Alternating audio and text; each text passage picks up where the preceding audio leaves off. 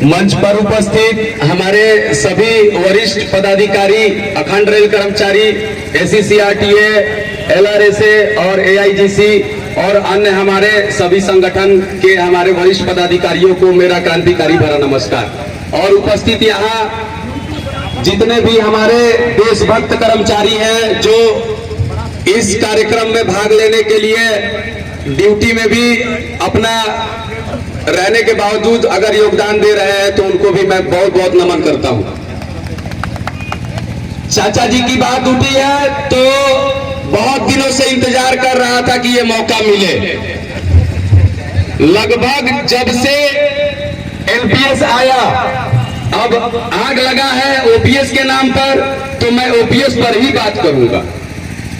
आप सभी देखते होंगे कि ये जितने भी फेडरेशन है और जितने भी यूनियन खड़े हैं, इनके बड़े बड़े होर्डिंग आज लगे हुए हैं स्टेशन से लेकर कॉलोनी तक।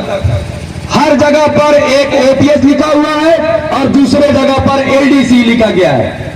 आप इस चीज को गौर कीजिएगा कि OPS की मांग कौन कर रहा है। अरे चाचा, ज्यादा तेज मत बनिए, बुड़बक नहीं है हम लोग, समझे? इतना तेज मत बनिए। ये वो 2007 और 13 का वोटर नहीं है, ये 2024 का वोटर है। आप 2004 में जो काम करके आए और जो आप एक काला अध्याय इतिहास के पन्नों में कर्मचारियों को लिए लिखे, उसके बाद 20 वर्षों बाद अगर हमारे विजय बंधु जी के संघर्ष के कारण अगर संशोधन करने का मौका मिला, उसके बाद भी आप 20 साल बाद क्या किए? आप फिर से खंजर घोंपे। आज का कर्मचारी वर्ग बेवकूफ नहीं है चाचा जी, सभी लोग जानते हैं। साथियों, गौर कीजिएगा इस बात पर। और मैं चाहूंगा कि केवल जितने लोग बैठे हैं केवल यही लोग नहीं सुने, ये लोग तो सुने ही, और जब सेक्शन में कहीं पे जाए अपने अपने जगह पर, कार्यस्थल पर, तो सारे लोगों को बताने का काम कीजिएगा कि जब UPS पिछले वर्ष आया तो UPS आने के अगले दिन ही एक ग्रुप D के कर्मचारी को, जमीनी स्तर का जो कर्मचारी है, जो कार्यकर्ता है, उसको पता चल गया कि ये तो LPS से भी बुरा है UPS। लेकिन चाचा जो जीवन भर नौकरी किए और रेलवे बोर्ड में मेंबर से आप बात करते हैं, JCM में बैठते हैं, आपको नहीं पता था क्या कि ये UPS क्या है? तो साथियों, मैं बताना चाहूंगा, इनको पता था।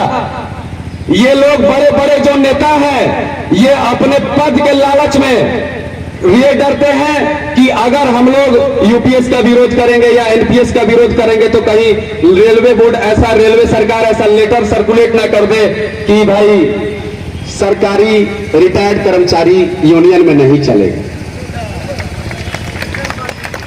इसलिए इन लोग हर चीज बर्दाश्त करके और हमारे गले को घोटने का काम करते हैं। साथियों, इस चीज को समझिएगा।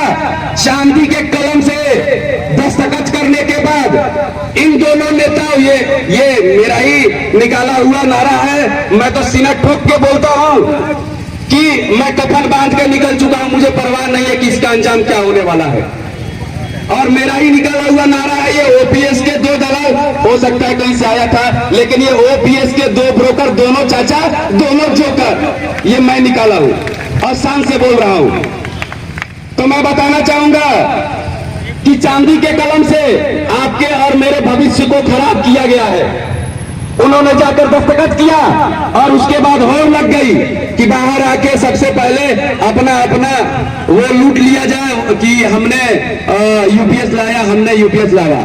लेकिन दाव तो उल्टा बैठ गया, दाव उल्टा बैठ गया साथियों। जब ये लोग UPS का समर्थन में लेटर निकाले और वीडियो कॉन्फ्रेंसिंग करके जारी किए कि UPS हमने लाया है, तो अब क्यों डर रहे हो? क्या हो गया? अच्छा हुआ साथियों कि 2 महीने बाद ही ये इलेक्शन हो रहा है, क्योंकि हमारे कर्मचारी भाई लोग थोड़े सीधे साधे बोले वाले हैं। थोड़ा और वक्त गुजरता तो हो सकता है यादें धुंधली हो जाती, लेकिन ये यादें धुंधली नहीं होनी चाहिए। इन्होंने जो खंजर घोंपा है कर्मचारियों के पीठ में, उसका बदला लेने का समय, बहुत उचित समय अब आ गया है। go back. NPS, UPS, go back. Go back, go back. NPS, UPS, go back. साथियों, मैं बताना चाहूंगा, आप वीडियो के माध्यम से बहुत सारे ग्रुप में देखे होंगे कि जब यूपीएस आया उसके बाद बोला गया कि शिव गोपाल मिश्रा जी, आदरणीय चाचा जी, उनका वीडियो एक रिलीज हुआ जो बोले कि ये जो यूपीएस है ये बहुत अच्छा है, और अगर ये यूपीएस के विरोध में अगर कोई राजनीति कोई बात करेगा तो वो विरोध करेगा तो वो राजनीति कहली जाएगी, राजनीति कहलाएगी। तो आज ये जब ये सब बोर्ड में होर्डिंग वगैरह, ये फ्लेक्सी बैनर में जो लगे हैं, ये क्या है चाचा? राजनीति नहीं है तो क्या है? अरे शर्म करो, शर्म करो, आपको तो शर्म करना चाहिए। आप ट्रेड यूनियन है, आप फेडरेशन है, क्या बात बोलते हैं कि नौ जोन में हम लोग फेडरेशन है? अरे आप लोग दलाल है, आप लोग दलाली करते हैं जाकर। आप लोग को ये नया युवा वर्ग पहचान चुका है, अब ये युवा वर्ग आपके बरगलावे में नहीं आएगा। और जो लोग बोलते हैं आजकल, साथी आप लोग जानते होंगे कि ये सेक्शन में बहुत जगह पे चल रहा है कि आया है अखंड रेल कर्मचारी संघ एसीसीआर में चुनाव लड़ रहा है, एक जोन में अगर जीत जाएगा तो क्या होगा? ये बात उठा ना, एक जोन में जीत जाएंगे तो क्या होगा? मतलब समझ जाइएगा कि ये जोन हम लोग जीत चुके हैं। तो मैं आप सभी को बताना चाहूंगा कि Indian railway employ federation IREF जो 14 जोन में जिससे संबंध है, हमारा 14 जोन में यूनियन लड़ रहा है। आपको गर्व होना चाहिए, 14 जोन में हम लोग पहली बार ही लड़ने का काम कर रहे हैं। और आप विश्वास नहीं करिएगा, इस बार इतिहास प्रचंड बहुमत से रचने जा रहे हैं, प्रचंड बहुमत से।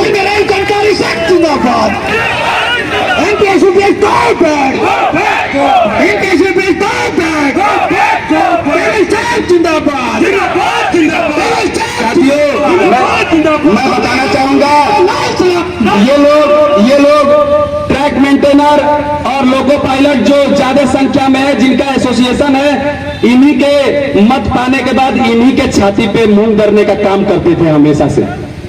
आज हमारा ट्रैकमैन भाई इनकी चालों को समझ गया। आज हमारा ट्रैकमैन एसोसिएशन का नेतृत्व करता, वो युवा वर्ग आ गया, सभी लोगों को पता चल गया इनकी काली कहानी के बारे में। इसलिए हम लोगों ने इस बार जूम मीटिंग के माध्यम से एक एक जमीनी कार्यकर्ता से पूछने का काम किया कि इस बार यूनियन इलेक्शन में हमें किसे अपना मत देना चाहिए।